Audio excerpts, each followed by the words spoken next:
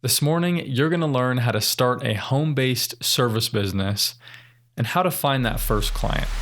Welcome to the show, Go Back to Bed, where we wake up way too early to discuss what really matters in life and business and why the home should be at the center of your solar system. I'm going to bring you into a world where entrepreneurship is a way of living, not just a way to make a living. In our conversations, you will get practical advice to help you start your day with clear priorities and confidence to pursue your goals. Most importantly, you will learn how to find your voice, meaning you know what you believe, you know what you want, you know what you stand for, and you become the writer and director of your personal and professional life. Our quote for today is, "Creativity is intelligence having fun." Albert Einstein. Creativity is intelligence having fun. As a freelancer, you get to learn how to be very creative, regardless of how artistic your craft is. The very nature of freelancing is creative. You're constantly having fun with your intelligence by forming it into different service products and creating a business that solves a problem, and innovating and figuring out and being creative in the fact of trying to figure out how to solve those problems better and better through a service, through your talent. So we're going to cover some foundational principles that will bring any freelancer or any solopreneur success. And then we'll just go over a couple of tangible first steps that you need to take to get going, to find that first client. Where do you start? So this show, we talk a lot about freelancing. We talk about self-employment because it is something that I'm super passionate about. I envision that in the future, there will not only be a lot more contractors and freelancers that are working for businesses, but that in order to truly be free in your career, you need to be self-employed. And in order for a business to actually have the most freedom possible to continue to innovate and grow, it needs to have a large, if not majority, part of its workforce that are freelancers. And that's why I am building my company with a team of only freelancers. They're all contractors. They're all self-employed. So it's basically me partnering with a bunch of businesses so that we can all help each other's businesses grow. And so, in the home is where it all is. For those of you who get to know me throughout the show, you'll find that, to me, family is the most important thing to me. And my home, my family, my wife, my two kids, everything I do is for them. And so I'm a big believer in work-life balance. I'm a big believer in only working around 20 hours per week. In other words, only working in my business only 20 hours per week, but the rest of the time is me working in my personal life, working for my children, working for our personal endeavors, and being able to focus on that. And that's a lot of work. It's a lot of work to raise a family. It's a lot of work to do it well. And so to me, nothing is worth sacrificing that. No career ambition or pursuit is worth sacrificing my family and our needs and my first passion.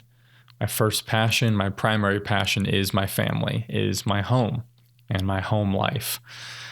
So I'm not the kind of freelancer that's the digital nomad that travels all over the place, working remotely and earning a bunch of money doing that. I don't quite fit into that group. I'm much more of a homebody, self-employed dad, husband, and so if you're in that boat of trying to figure out how to support a family and at the same time build up a freelance business and create income being self-employed, I hope that I can share a lot of what I've learned over the last few years with you and how to make that work. And not only how to make money and find success business-wise doing that, but how to find success in the balance of it all, of all those roles of being a dad, of helping to run a family with my wife, and at the same time run a business, at the same time try to build that business up.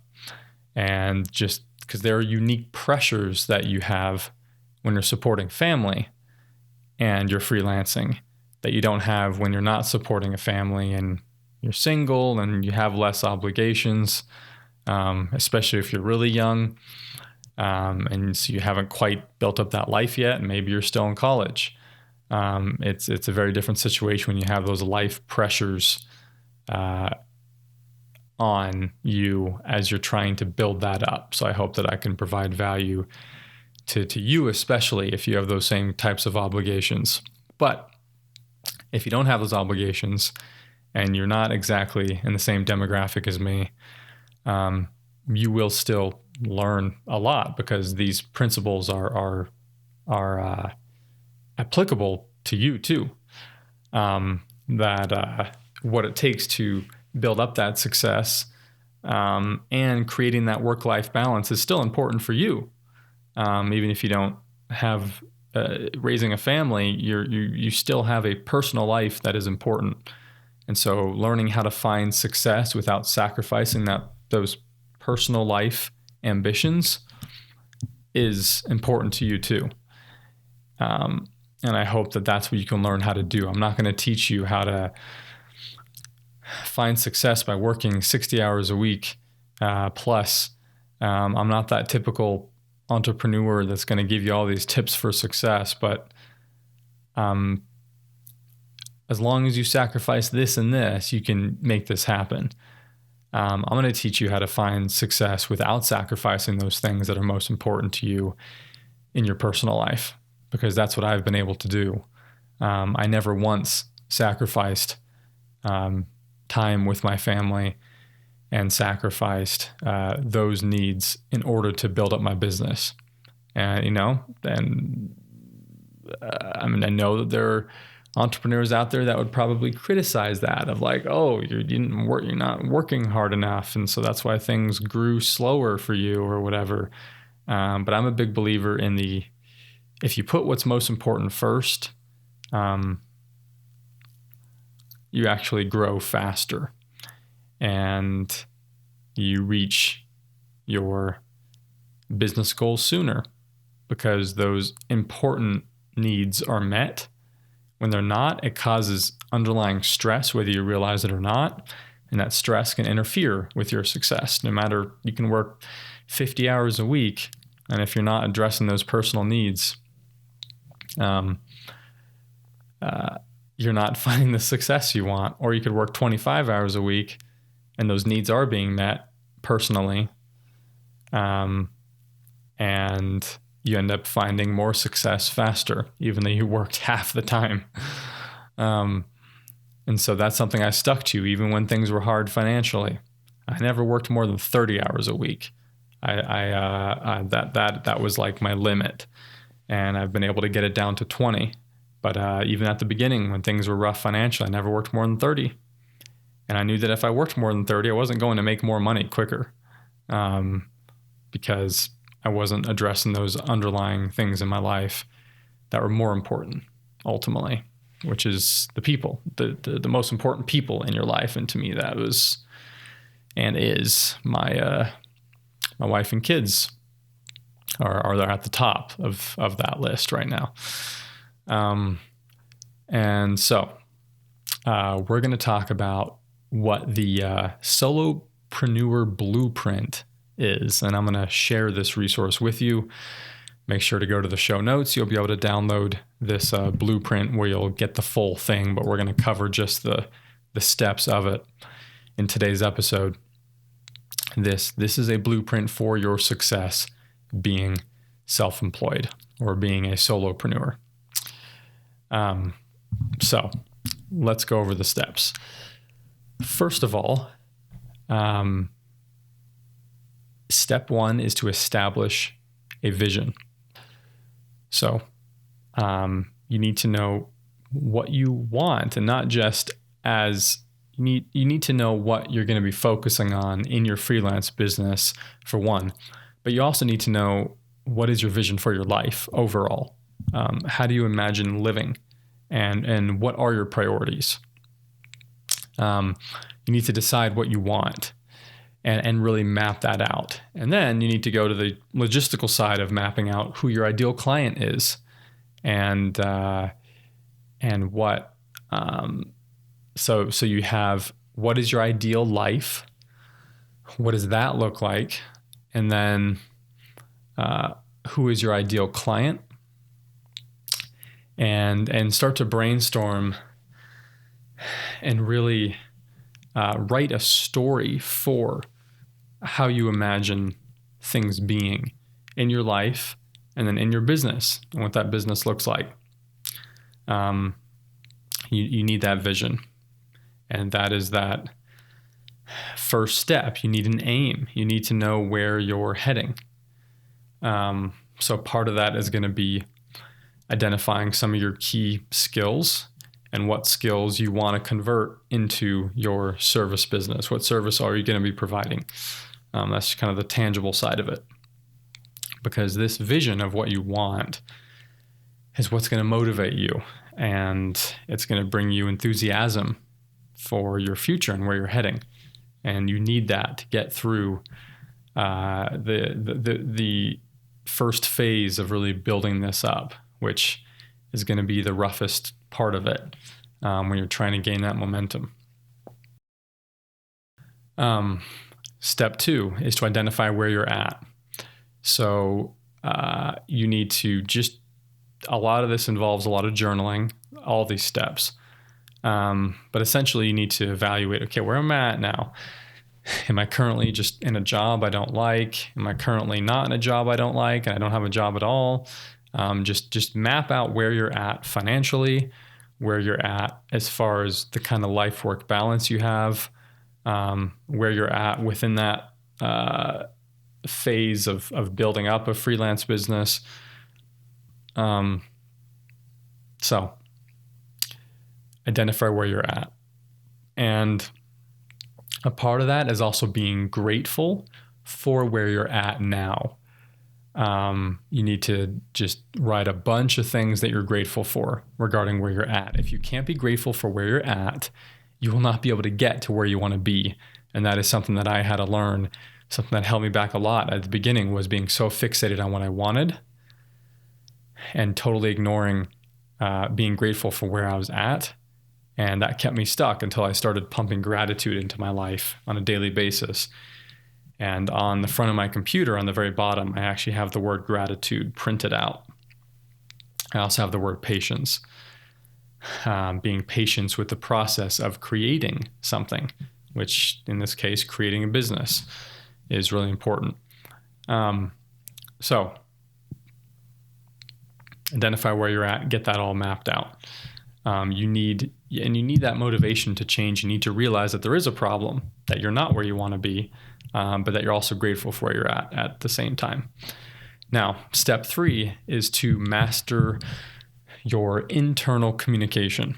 So by that, I mean that voice in your head, the voice that keeps telling you, you're not good enough. Don't bother freelancing. Don't take that route. It's too hard. You're going to fail. It's not secure. It's not stable. Sometimes that's your own voice in there being negative, and sometimes it's other people's voices that got in there that are being negative. So you got to master master the voice in your head, master that internal communication that can be quite the chatterbox a lot of times, and it can talk you out of doing a lot of things and committing to things that other people aren't committing to. Coming back to the premise of the show of go back to bed. Go back to bed is one of those inner voice, internal communication phrases that we often hear when we're trying to step out of our comfort zone, when we're trying to do something different or step out of the comfort zone of society. And so we are pushing against that phrase to just go back to bed, to just go back to your safe comforting place. Don't try to do something out of the norm. Don't try to be different than everyone else. And don't try to step outside of your own comfort zone. Just go back to that place that is warm and comfortable and safe, quote unquote. And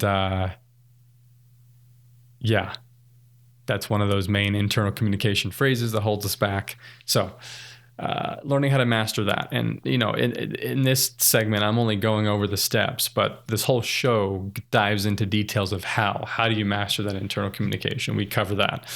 How to identify where you're at, how to establish vision. We go into all the how.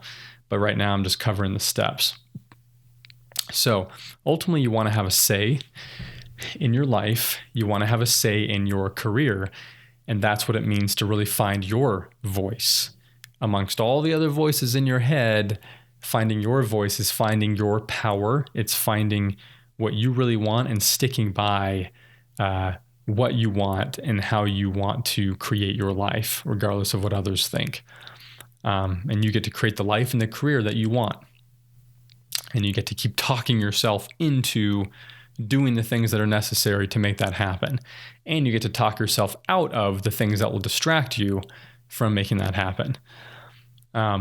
So we're going to dive into some other hacks for how to take control of that internal voice throughout this show. It will be a recurring theme that we'll come back to, because you need to have clarity in here, in your mind. You need to have, you need to be clear, and you need to have a strong positive voice inside of there, so that you can make confident decisions ultimately that will lead you down the path towards building up success in your career and business and in your life, and living in the way that you want to live and need to based on your values. And so you gotta clear up that head trash and all that inner chatter that can really get in the way of you making progress. So step 4 is to master your external conversations. So this has to do with your communication skills with other people. It's the voice that comes out of your mouth. And so if you're not finding clients or getting referrals, if ultimately you're not making progress, it will have something to do with your external communication skills. You have to master the networking conversation. You have to master the sales conversation. And those are things that we will get into in this show. You have to know how to connect with the right people in the right way. And online and in person, remote networking and person networking, this is how you consistently find clients. This is how you get referrals. This is how you build up that reputation for yourself, is that you need to know how to ask the right questions and how to listen, and how to talk and how to communicate your value to your potential clients. So you gotta master those external conversations.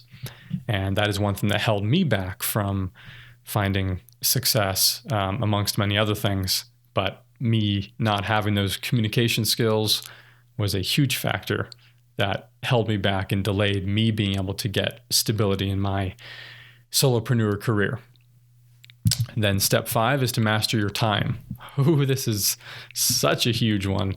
Part of that is being able to alter your perspective of time. You have to start valuing your time a lot more. And you have to, coming back to the previous episode where we discussed what to charge as a freelancer, a lot of that had to do with having more value for your time and realizing that you're not just getting paid for your time, you're getting paid for the value you're providing. And so your time is the only true scarce thing that you have. And so you need to really know how to manage that. Coming back to this recurring theme of work-life balance and how you need to get your priorities straight. And like I mentioned a little bit earlier about me putting my family first above all else. A lot of that has to do with me knowing how to manage my time properly, where I'm earning enough money in 20-ish hours a week so that I can spend the rest of my time with my family and devote the time necessary to those other needs in my life and ambitions of being a dad and being a husband. And so if you're, don't feel like you have a grip on what's going on in your career, a lot of that's going to come back to your time management skills. And a part of that is having good focus management skills. You need to know how to schedule your time and prioritize your time and what to do with your time. But you also need to know how to focus while you are doing things with your time, especially if you're compressing the time you're spending to build up a business where you're not devoting 50 hours a week. That forces you to have a lot more focus when you are devoting time to your business so that you're only working on the most important activities. But while you're also working on those activities, you're incredibly focused. You're not distracted thinking about a bunch of other things. And it's a lot easier to be focused when you have more work-life balance, when you're not overworking and putting in too much time to your business. It's a lot easier to have that focus. So mastering your time has to do with setting your schedule properly, increasing your focus skills. And you really do become a master at controlling interruptions. And that's a huge thing that's important when you're working at home and you have young kids. And ultimately, when you are a time master, you have a really, it's easier for you to build trust with your clients because they know it. They know it when you're good with your time. And that's part of your value. That's part of you being able to charge more, is being able to get a lot more done within an hour. Means that you can now charge more because you're providing a lot more value in a single hour than you would be without the right focus skills. And clients know when you're good with your time because you're delivering them a high quality service and in a timely manner, of course. And they're willing to pay more for somebody who's really good with their time and isn't dropping the ball on stuff. So you have to be a master at prioritizing is a huge part of time management and knowing how to do that. And we do come back to that time and time and again in the show with getting your priorities in order, but also just prioritizing your actual tasks for your business too. So time. Improve your relationship with time and always be working on it. Always be working on that next level of time management skill. And step 6 is to discover your worth. So essentially, if you're unsure what to charge people, you're uncomfortable selling your talents and your services, it's because you don't fully see your worth. And that also has to do with knowing how to say no to clients that don't fit your ideal client profile. If they're not the kind of clients that you want to work with and they don't meet a certain criteria, you have to be okay to say no to them, which is really hard when you're just getting started and you're trying to just earn some kind of money. It's still important to know when to say no to certain opportunities that you think are opportunities, but end up just being a nightmare because it was just the wrong person, the wrong project. So be okay to say no. But with this step on step 6, this also includes adjusting your relationship with money. When it comes to discovering your worth, you also have to understand fully what a dollar is worth and what money really is. There's a real energetic and symbolic, just some powerful lessons to learn regarding money and what money can teach us. So being able to create a better money mindset is extremely important. And your relationship with money is extremely important. If you have a negative relationship with money, you're going to struggle to find clients and to sell your services.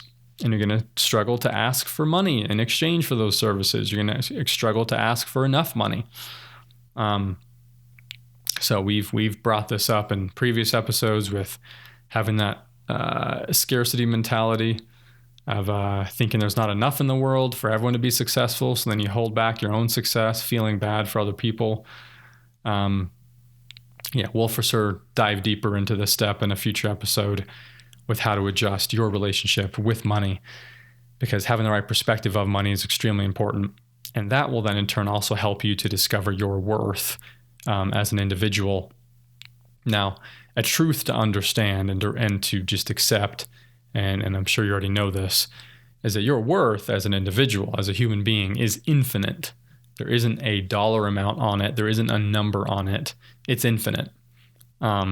Now, your worth to potential clients as far as a dollar amount based on your service you're providing, that has a specific number to it. But don't confuse the dollar. Don't confuse the price tag on your services and the money that you're earning, and don't confuse your income with your worth as a person. People that attach their income to their value as a person and their worth as a person, it really messes them up. And I used to be in that place. It really, really holds you back.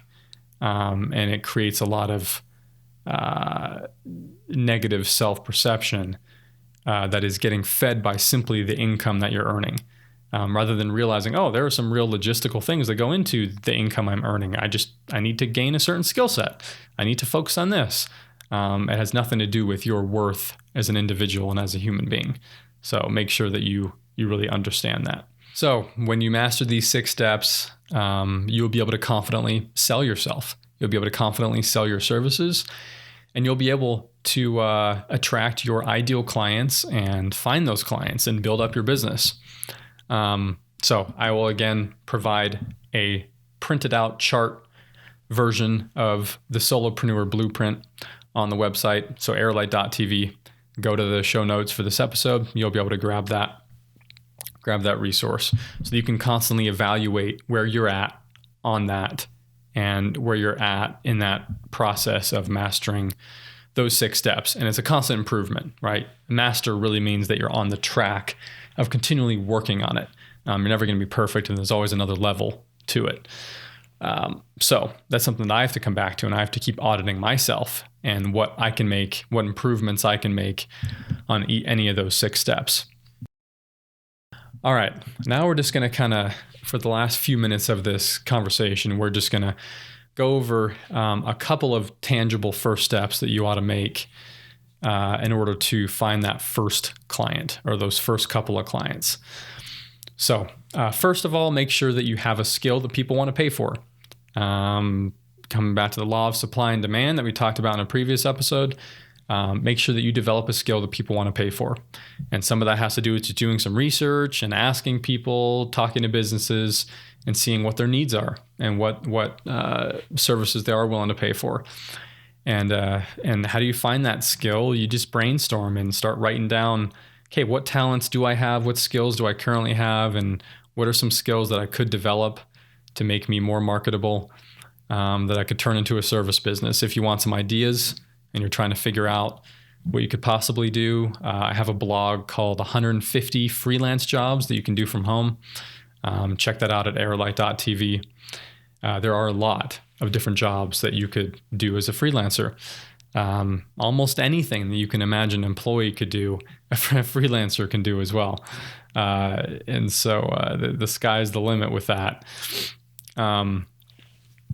So yeah, just get to know what businesses' needs are and so forth. Number 2 is to put together a portfolio of your work so far. If you're a video editor, it doesn't matter whether it's work you've done for actual clients for money.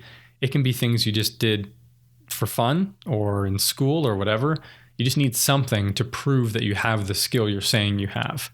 because you won't necessarily have testimonials yet, even though, and that is a first step, by the way, is to try to get at least one testimonial from someone you did work for, even if it was free, even if it was at school, some kind of a testimonial to just get going. That does help in finding a client and in that sales process. Now, as far as a portfolio is concerned, if you're a visual artist, you're a graphic designer, video editor, even writers, it's easier to piece together actual samples of your work in a portfolio. But in my case, where you're a strategic consultant, my portfolio consists of results I've achieved for clients, and it consists of various graphs showing, for example, the growth of a YouTube channel or the growth of sales or website traffic because of certain videos that were used as part of their strategy. So you have to piece together, maybe some graphs or charts to show what results you've achieved for a client if you're not in a freelance job that has a visual kind of portfolio. But try to piece together whatever you can, even if it's stuff that you did for free or for fun, to prove your skill. Then 3, learn sales ASAP.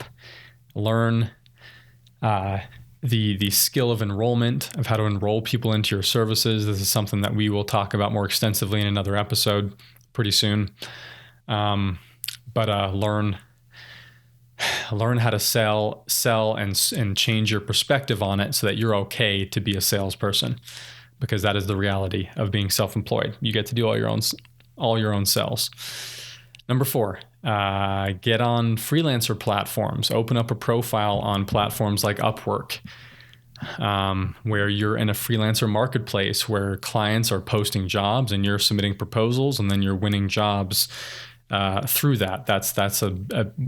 Being on a platform like Upwork was a big contributor to me being able to get going, because you're a part of this marketplace. You can get jobs from all over the world. And so it's a cool way to get going. Get on LinkedIn and any other place you can so that you are visible on the internet.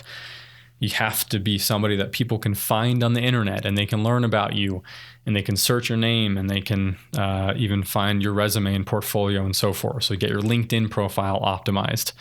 Now you can try to attend networking events locally.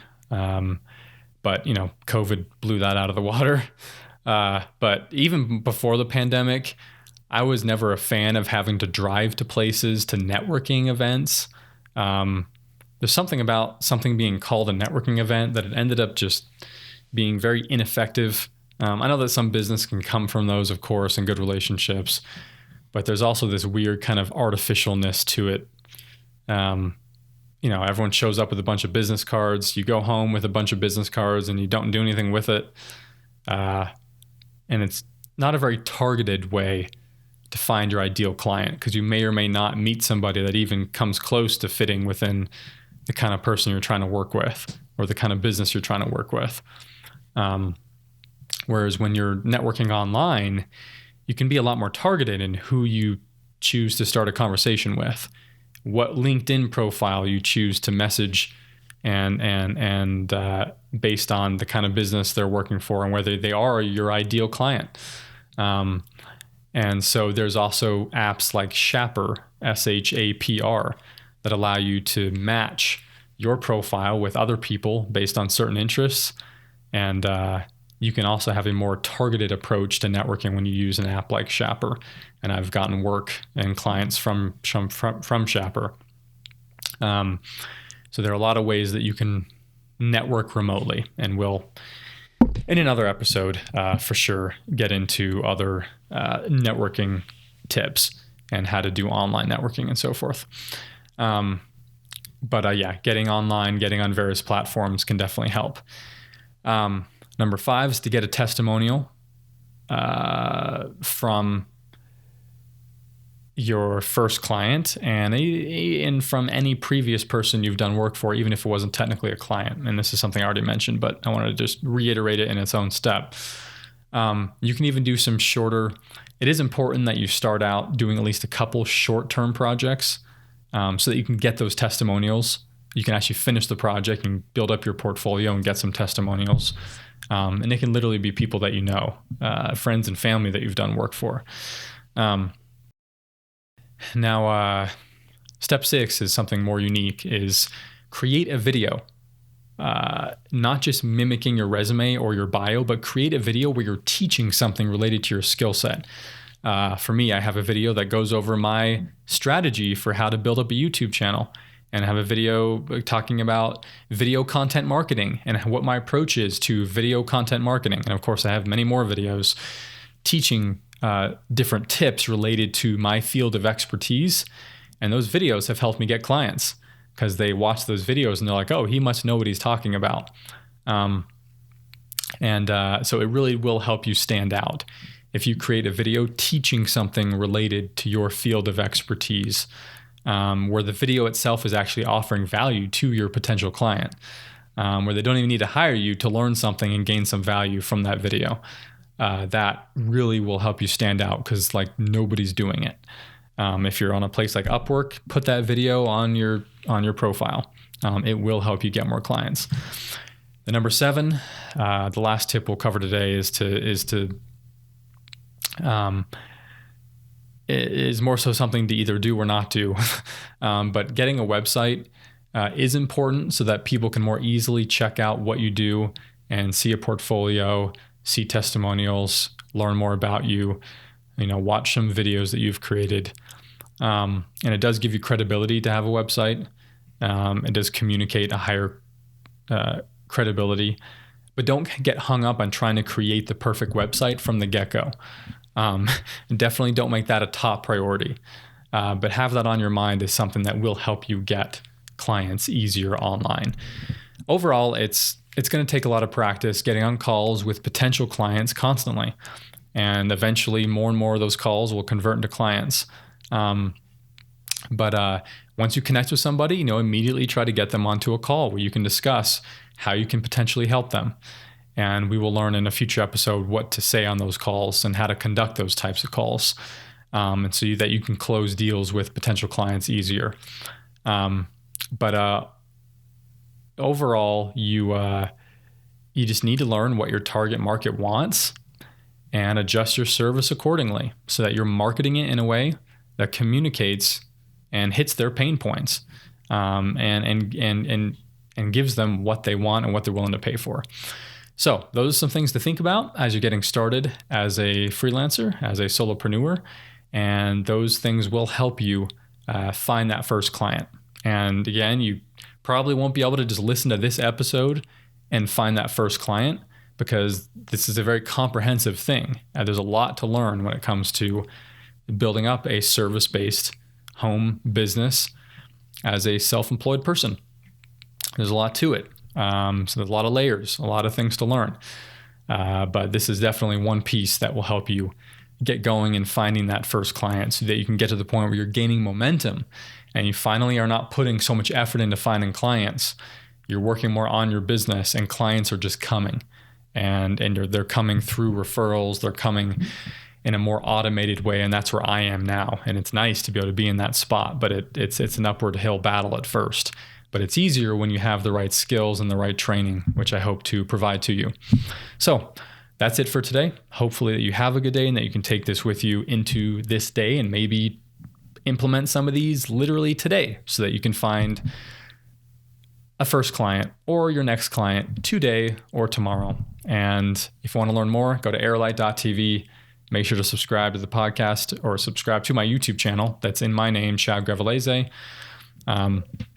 Where you can watch it and watch other videos. And also the show notes are at airlight.tv/podcast, where you can also learn more. So until next time, I am signing off and I'm going to go back to sleep for a little bit. This morning, I actually started recording at like 2:45. Sometimes if I just happen to be up, I'm just like, okay, I'll just do the podcast now, even though my alarm hasn't gone off yet because I'm up. But yeah, that is it.